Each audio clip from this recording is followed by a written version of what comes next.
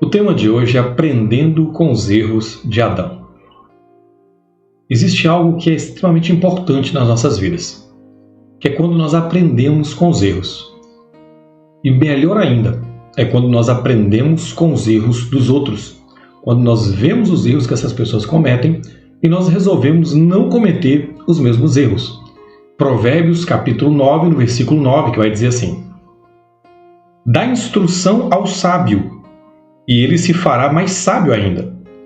Ensina ao justo, e ele crescerá em prudência. O texto está mostrando que a pessoa que é sábia, uma pessoa que é justa, ela vai aprender cada vez mais, e principalmente com os erros. E estaremos nos próximos dias vendo os erros que grandes homens de Deus cometeram. Vamos aprender com os erros que eles tiveram para a gente não cometer esses mesmos erros. E o tema para a nossa meditação é 1 Timóteo, no capítulo 2, versículo 14, que vai dizer assim: e Adão não foi iludido, mas a mulher, sendo enganada, caiu em transgressão. Este texto nos mostra quando houve a queda do homem, quando Adão e Eva cometeram pecado e desobedeceram a Deus comendo do fruto do bem e do mal que não poderiam comer. O apóstolo Paulo menciona, olha, foi Eva que foi enganada pela serpente. Eva, ela foi enganada, mas Adão não foi enganado. E esse é um problema, porque Adão ele não foi enganado. Adão ele comeu do fruto de propósito, querendo comer do fruto, e não porque ele foi enganado. Lá em Gênesis, no capítulo 2, versículo 15, vai nos mostrar isso. Tomou, pois, o Senhor Deus ao homem e o colocou no jardim do Éden para o cultivar e o guardar. E o Senhor Deus lhe deu essa ordem: de toda árvore do jardim comerás livremente, mas da árvore do conhecimento do bem e do mal não comerás, porque no dia em que dela comeres, certamente morrerás. Esse é um texto que nós conhecemos, que é muito falado, pregado e ensinado.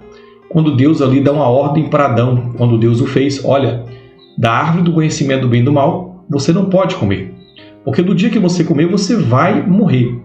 Quando Deus deu essa ordem ali para Adão, Eva ainda não havia sido apresentada a Adão, embora Eva estivesse dentro dele, mas Eva não tinha sido apresentada a Adão. Então Adão estava ali sozinho.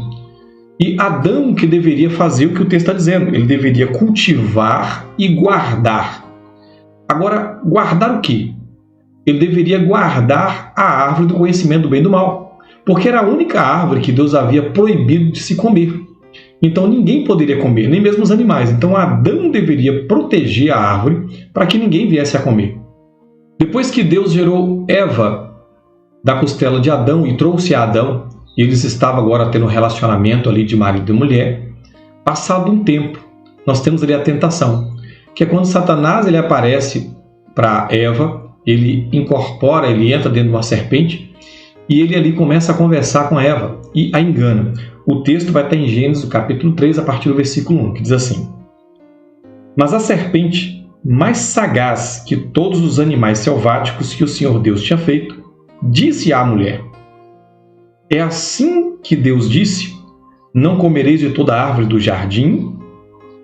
Respondeu-lhe a mulher: do fruto das árvores do jardim podemos comer, mas do fruto da árvore que está no meio do jardim, disse Deus: dele não comereis, nem tocareis nele, para que não morrais. Então a serpente disse à mulher: é certo que não morrereis, porque Deus sabe que no dia em que dele comerdes, se vos abrirão os olhos, e como Deus sereis conhecedores do bem e do mal. Vendo a mulher que a árvore era boa para se comer, agradável aos olhos, e árvore desejável para dar entendimento, tomou-lhe do fruto e comeu, e deu também a seu marido, e ele comeu. Essa é uma história que nós conhecemos. Mas existe algo que pode passar despercebido aos nossos olhos se nós olharmos somente as traduções que nós temos hoje da Bíblia. A maioria das traduções que nós temos, seja ela a ACF, seja ela a ARA, a Revista Atualizada, seja ela a Corrigida, nós vamos ter um detalhe que nós perdemos. Os textos vão mostrar aqui, como nós acabamos de ver, que diz que Eva pegou do fruto e deu ao seu marido, e ele comeu. A ACF vai dizer que ele comeu com ela.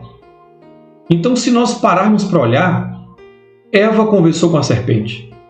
Eva foi enganada pela serpente. Ela pega do fruto e ela come. Depois que ela come, ela vai até Adão e conta para Adão a história e dá o fruto para ele. E ele come porque ele olhou para ela e viu que ela não morreu. Então nós vamos entender pelo texto que Adão estava em outro local do jardim. E depois Eva vai até ele e apresenta o fruto e ele come do fruto. Mas no texto original em hebraico não é assim que está escrito.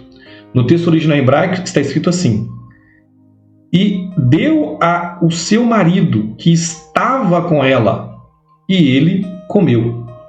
Adão estava junto com Eva quando ela pegou do fruto. Adão não impediu a Eva. Adão não protegeu aquela árvore para que ninguém tocasse. Mesmo Deus tendo dado uma ordem para ele. Deus deu uma ordem: olha, não coma desse fruto.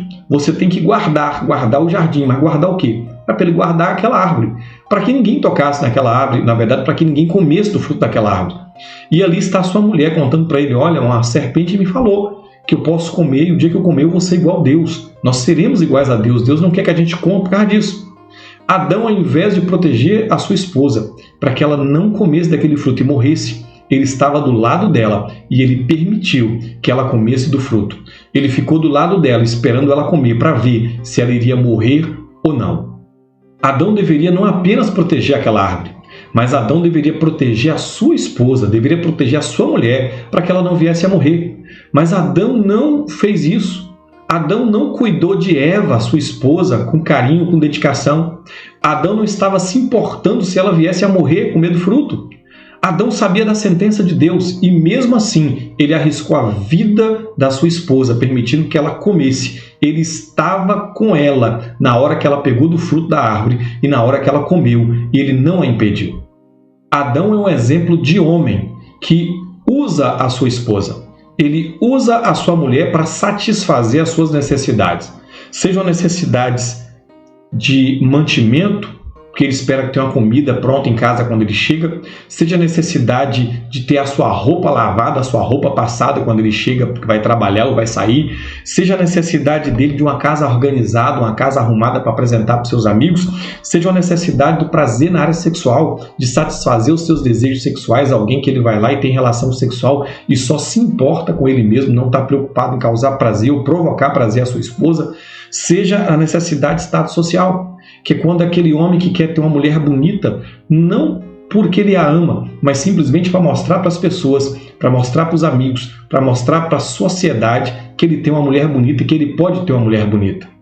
Adão cometeu esse grande erro de não cuidar da sua esposa, de simplesmente usá-la como objeto para satisfazer os seus desejos. Infelizmente, em muitas casas, muitos homens têm agido assim. Ele tem tratado a sua esposa como objeto, como alguém que tem que satisfazer os seus caprichos, satisfazer os seus desejos. Ele não está preocupado em cuidar dela. E a ordem do Senhor para o homem é que o homem deve amar a sua mulher. Ele tem que amar de tal maneira que, se preciso, ele tem que entregar a sua vida por ela. E eu quero perguntar para você, você que é homem, você tem amado a sua esposa? Você tem cuidado dela, tem zelado pela vida dela, tem tratado ela com todo respeito e carinho? Ou você tem apenas usado ela para satisfazer os seus desejos?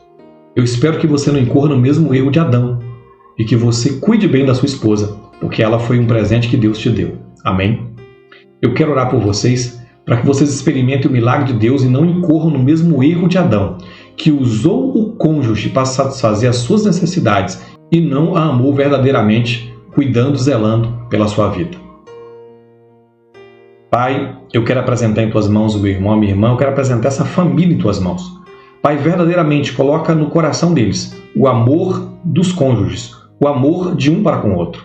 Que um não venha usar o outro para simplesmente satisfazer os seus caprichos, satisfazer os seus desejos. Seja o marido que está usando a sua esposa para satisfazer as suas necessidades, seja a esposa que está usando o seu marido para satisfazer os seus caprichos, satisfazer aquilo que ela quer, mas que haja verdadeiramente amor, haja verdadeiramente uma entrega de um para com o outro, que um possa cuidar, possa zelar, possa amar, possa respeitar, possa procurar alegrar o coração do seu cônjuge, possa procurar satisfazer o desejo do outro e não o seu próprio desejo. Eu peço em favor dessa casa e dessa família, Que a tua bênção, a tua salvação, a tua graça, o teu perdão e misericórdia esteja nessa família, em nome de Jesus. Amém, queridos.